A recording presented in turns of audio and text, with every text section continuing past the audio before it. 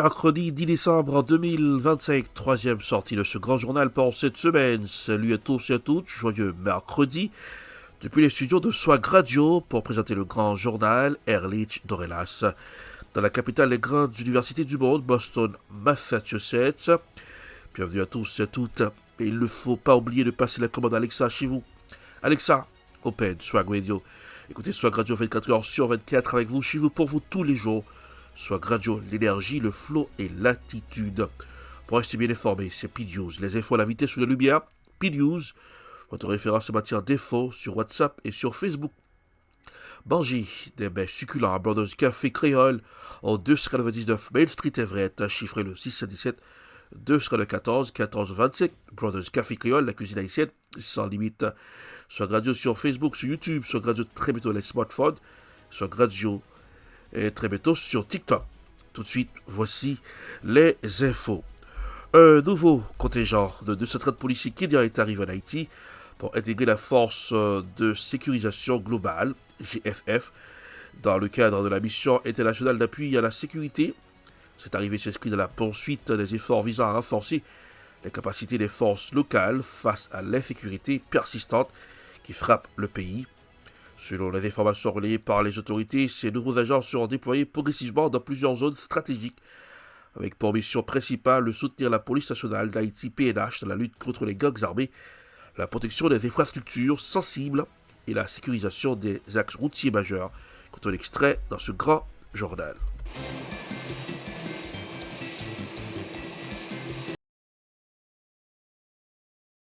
Here, and the Haitian police and Haitian military, they will be able to restore peace in. Thanks to your troops and the others that join you, the troops from the Bahamas, Jamaica, El Salvador, Guatemala, you all work dans notre pays. Au nom du Conseil présidentiel de transition et du peuple haïtien, j'exprime ma reconnaissance au gouvernement du Kenya pour un soutien incontestable et constant. Je souhaite saluer les membres du contingent sortant qui, après des mois de dévouement et de sacrifice, rentrent aujourd'hui chez eux. Je vous souhaite un bon retour et de joyeuses retrouvailles avec votre famille. Haïti ne vous oubliera jamais et notre nation vous sera éternellement reconnaissante. Thank you for your service. Au nom du peuple haïtien, je vous souhaite la bienvenue en Haïti aux nouveaux officiers kenyans. J'exprime ma gratitude pour leur disponibilité à servir aux côtés de la police nationale et des forces armées d'Haïti en ce moment décisif. Je souhaite que s'installe un partenariat harmonieux et efficace entre la GSF, la PNH et les FADH pour offrir au peuple haïtien des résultats concrets sur la sécurité. Le CPT et le gouvernement s'engagent à réunir les conditions pour soutenir cette force placée sous la direction du directeur général Parison, du commandant en chef Otungue et du lieutenant-général Guerrier. Alors que nous sommes réunis ici, le Premier ministre Alex Didier Fils-Aimé se rend à New York pour participer à la réunion de génération de force qui se tiendra demain 9 décembre 2025. Haïti a besoin de ce soutien. Le rétablissement de la sécurité constitue un impératif pour permettre la tenue des élections, garantir le retour à l'ordre constitutionnel et offrir aux générations présentes et futures l'espoir d'une vie meilleure. Bon travail, chers officiers de la GSF. Haïti compte sur vous. Parlons sécurité publique en Haïti. Le chef de la police, André Jonas Vladimir Parison, livre un discours à la nation dans un contexte marqué par de nombreux défis sécuritaires. Le chef de la police, André Jonas Vladimir Parison, s'est adressé solennellement à la population lors d'un discours très attendu. Une intervention qui se veut à la fois politique. Écoutons un extrait dans ce grand journal.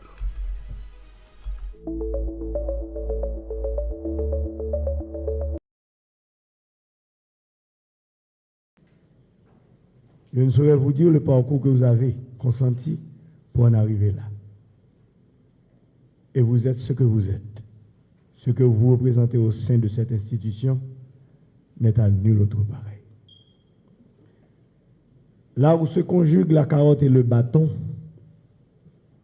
vous autres de la police communautaire, vous ne représentez pas seulement la carotte, malgré que vous devriez l'être. Vous représentez aussi le bâton, mais sous une autre forme. se livrer à soi-même en tant que membre de la police communautaire pour aborder ou côtoyer les gangs avec aucune possibilité de répression. Seulement le langage, la parole, le savoir-faire, la façon de se comporter. Ce n'est pas seulement ce qu'on appelle un entraînement.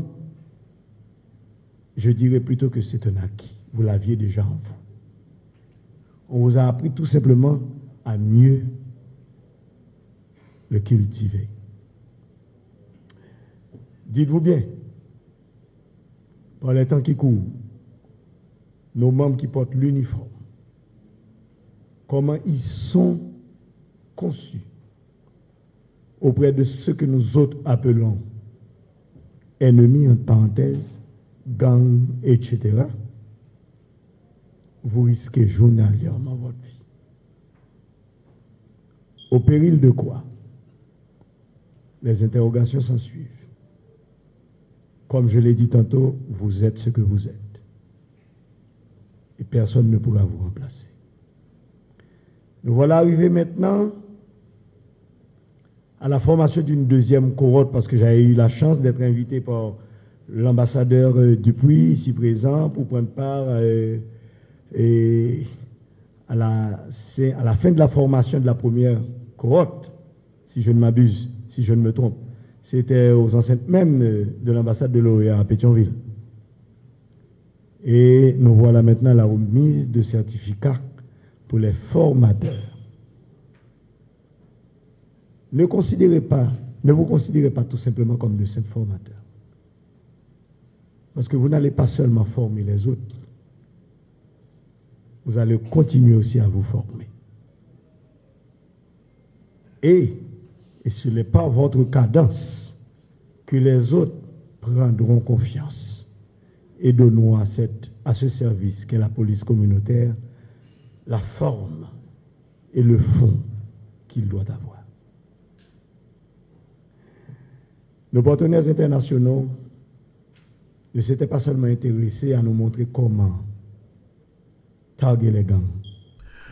Nous resterons à Port-au-Prince. Port-au-Prince accueille avec solennité la 30e édition des Mardis de la Nation. Rendez-vous citoyen devenu incontournable pour le dialogue entre l'État et la population. Cette édition a mis en lumière deux institutions clés du pays. La Direction de l'immigration et de l'émigration, DIE, et le Fonds d'assistance économique et sociale, FAES. À cette occasion, le directeur général de la DIE, Antoine Jean-Simon Fénélan, ainsi que le directeur général du FAES, Serge Gabriel Collin, ont pris la parole pour présenter les grandes orientations de leurs institutions respectives et répondre aux préoccupations de la population. Écoutons l'extrait dans ce grand journal.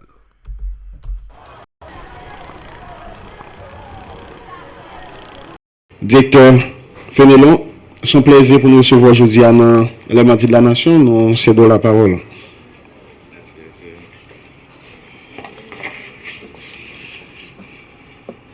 Merci SE, et m'a salué la presse par les écrites et télévisées.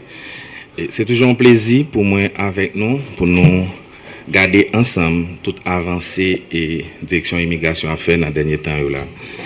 Aujourd'hui, nous avons un privilège pour nous parler d'un projet extrêmement intéressant qui c'est I4. I4, c'est un projet que direction immigration, des conseils avec IHSI, avec Direction générale des douanes et puis ministère de la santé publique, nous converger, force nous ensemble et nous travaillons sur un projet, c'est un projet de réforme, une réforme de façon de collecter données migratoires. I4, c'est dématérialisation formulaire d'entrée et de sortie que nous avons rempli et en dur, l'année qu'on a pu entrer dans l'airport là.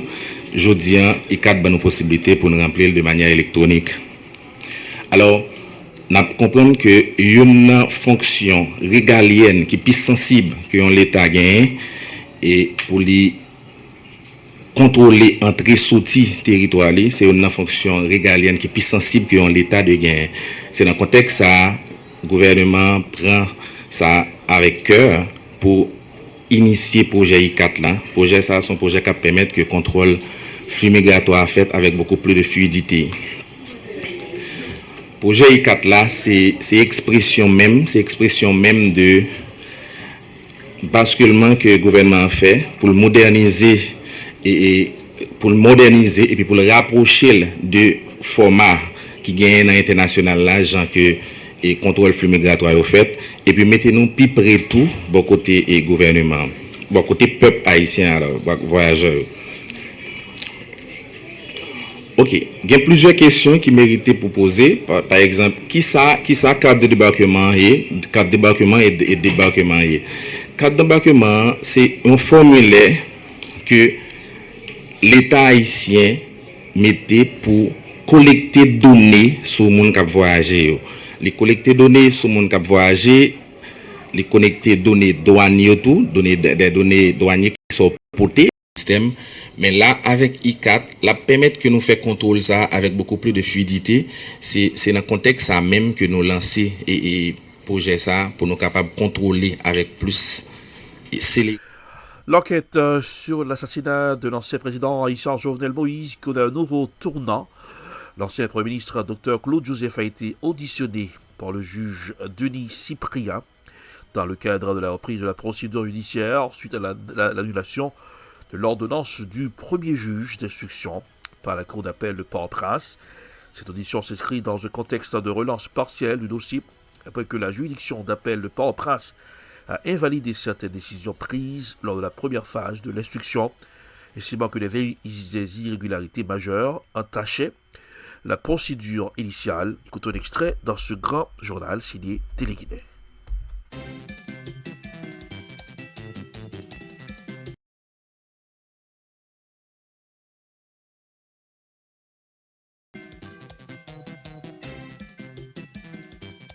C'est parce que j'ai infirmé l'ordonnance juge d'instruction qui c'était une ordonnance de la honte. Maintenant, le juge a décidé de faire œuvre nouvelle. Donc moi-même, je suis disponible pour me toujours répondre aux questions de la justice.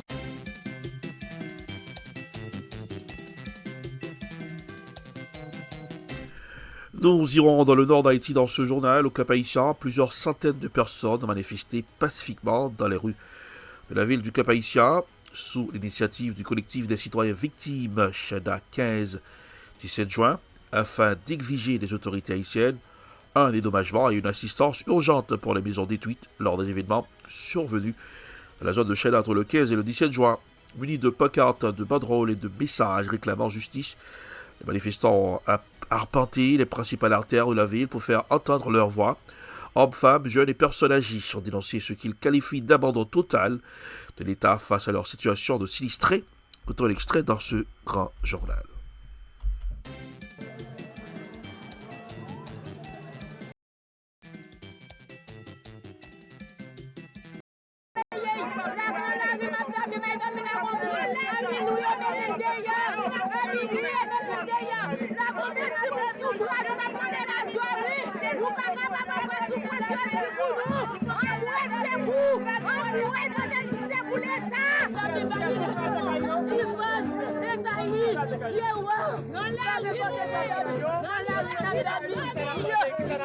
Oui, justice.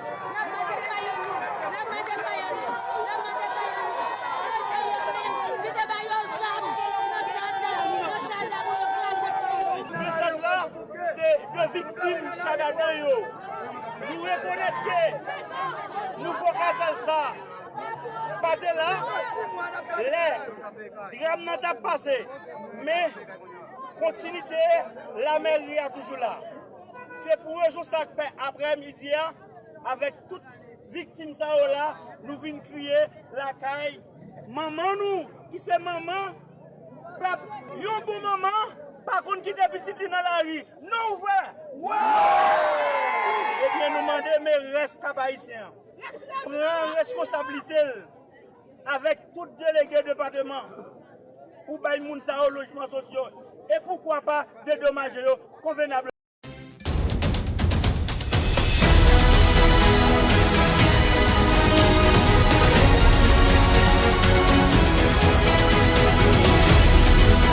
De retour pour la suite de ce grand journal sur Swag Radio. Vous avez fait le bon choix. Swag Radio, l'énergie, le flot et l'attitude. La commande Alexa chez vous. Alexa Open Swag Radio. Écoutez Swag Radio 24h sur 24. Avec vous, chez vous, pour vous, tous les jours. Swag Radio sur Facebook, sur YouTube. Très bientôt la smartphone et Swag Radio. Très bientôt sur TikTok.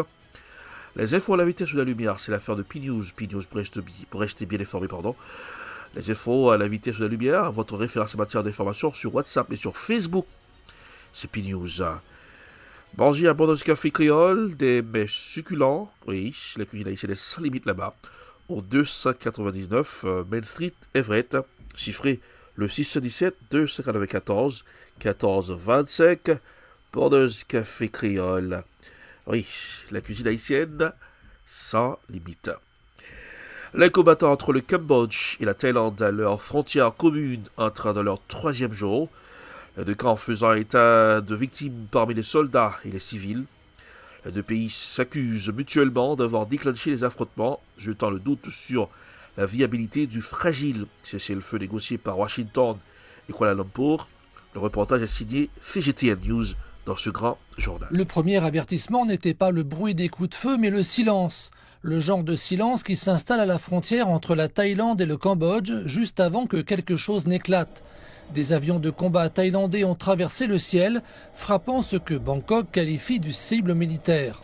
Le Cambodge a signalé que des villages avaient tremblé sous les explosions, puis le calme fragile qui régnait à la frontière depuis des mois s'est effondré en un clin d'œil. Puis vinrent les accusations mutuelles.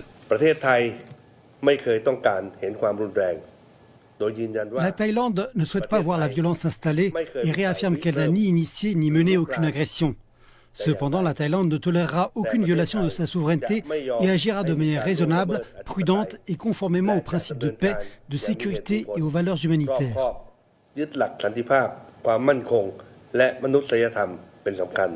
Le Cambodge a également démenti avoir tiré le premier. Aucune des deux parties n'a cédé. Chacune a insisté sur le fait qu'elle faisait preuve de retenue. Le brouillard diplomatique est épais, mais les ravages sont douloureusement évidents.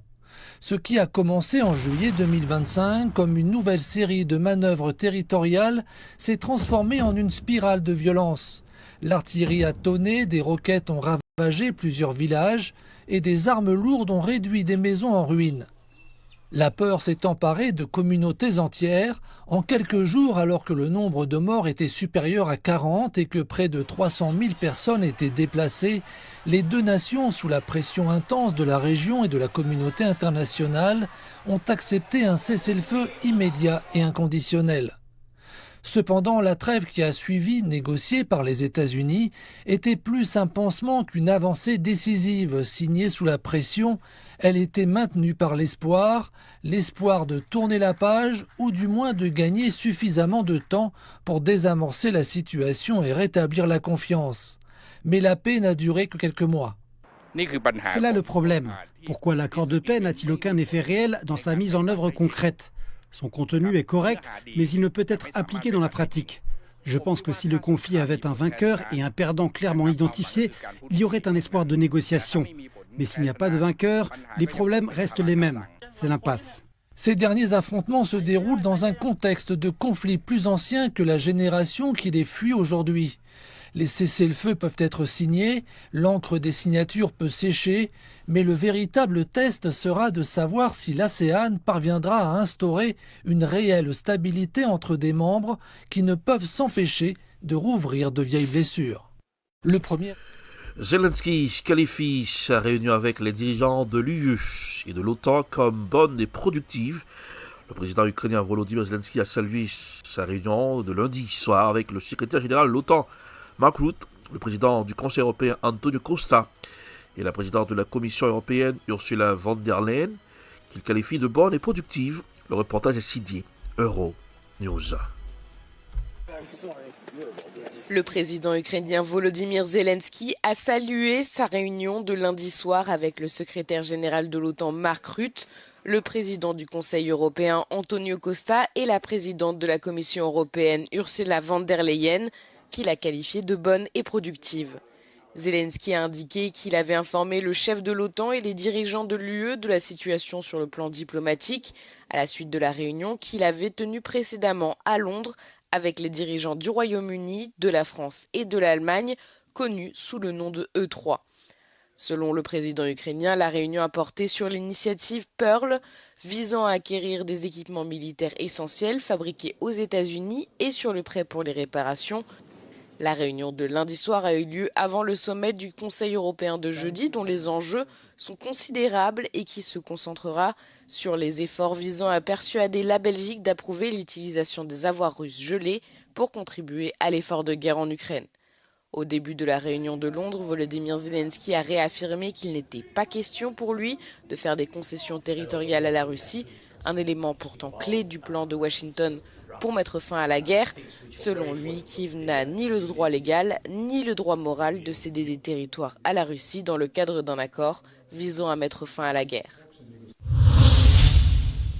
Nous irons au Brésil. Les députés brésiliens ont adopté mercredi, au terme d'une séance houleuse, une proposition de loi qui pourrait alléger considérablement la peine de l'ex-président Jair Bolsonaro à 27 ans de prison pour tentative de coup d'État. Le reportage est signé France 24.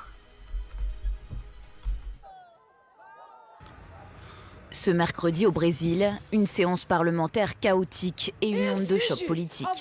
Les députés ont voté à l'aube une loi qui pourrait changer drastiquement le sort de Jair Bolsonaro, condamné à 27 ans de prison pour tentative de coup d'État. Ils veulent voter pour une amnistie, ce qui pourrait conduire à ce que Jair Bolsonaro ne purge que 2 ans de sa peine. Un vote arraché à 291 voix contre 148 dans un climat surréaliste. La séance a dû être interrompue en raison d'incidents. Un député pro-Lula a été expulsé et la retransmission a été coupée. Pour la gauche au pouvoir, la manœuvre est inacceptable. Nous faisons clairement une loi spécifique pour bénéficier à Bolsonaro. Ce qui se passe aujourd'hui est une honte, un attentat contre la démocratie et un effort de plus pour l'immunité. Présenté comme un geste de réconciliation, le texte accorde aussi une liberté conditionnelle à plus d'une centaine de partisans de l'ex-président, tous condamnés pour l'assaut du 8 janvier 2023 contre les institutions. Si la loi est aussi validée par le Sénat, la peine de l'ancien président passerait alors de 27 ans et 3 mois à un peu plus de 2 ans de prison. Une réduction spectaculaire. La décision finale reviendra à la Cour suprême. À 70 ans, Jair Bolsonaro est toujours détenu à Brasilia. Ses avocats réclament son hospitalisation d'urgence en raison de son état de santé. Nous irons au Bénin. Paris, accusé d'avoir sauvé le pouvoir de Patrice Talon. La crise politique béninoise, marquée par une tension persistante entre le pouvoir et l'opposition, continue d'alimenter de vifs débats sur le rôle joué par la France dans la stabilité du régime en place.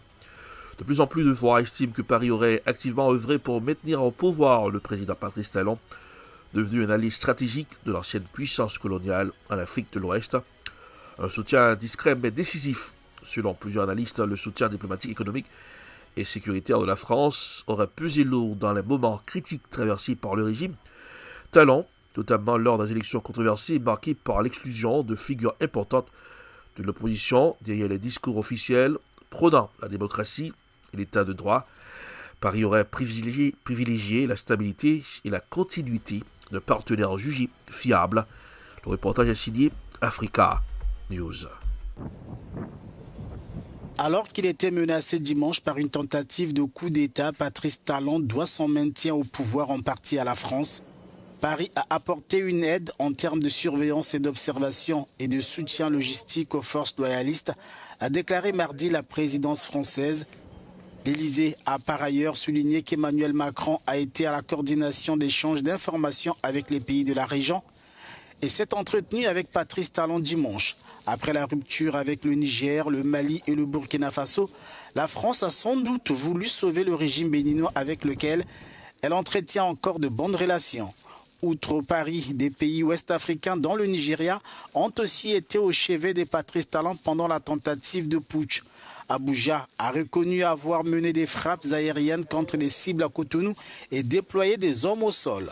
La CEDEAO a tenu sans nul doute à déjouer un coup d'État de trop dans la région, sauvant dans la foulée sa crédibilité. Il requiert une coopération internationale. Un bilan lourd pour la presse. 67 journalistes ont été tués dans l'exercice en raison de leur métier à travers le monde en un an, dont près de la moitié dans la bande de Gaza, sous le feu des forces armées israéliennes, accuse Reporters sans frontières dans son bilan 2025, publié le mardi 9 décembre 2025. Écoutons un extrait dans ce grand journal. Super, ok. Et du coup, quand est-ce qu'on aura la version? Je sais pas, faudrait demander à Claude. Je sais pas comment elle fait pour Anne pour choisir la DA et tout ça. Mais... on a eu une proposition un peu originale.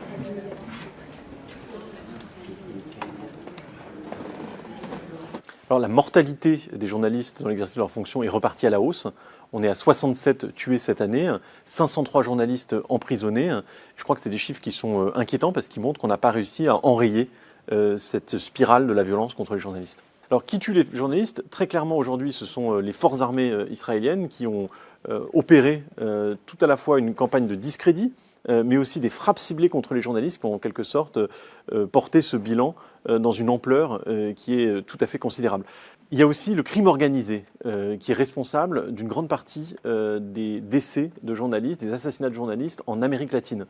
Ce qui était l'apanage du Mexique, avec 9 morts encore cette année, s'étend désormais à une grande partie de l'Amérique latine. Il faut se battre. Ce sont des journalistes à qui on ôte la vie. Ce sont des journalistes qui sont délibérément assassinés.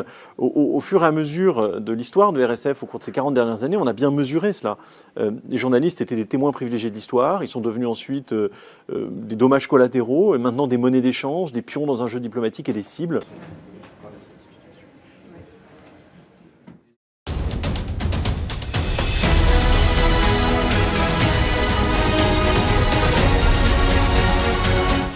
C'est la fin de ce grand journal pour ce mercredi 10 décembre 2025.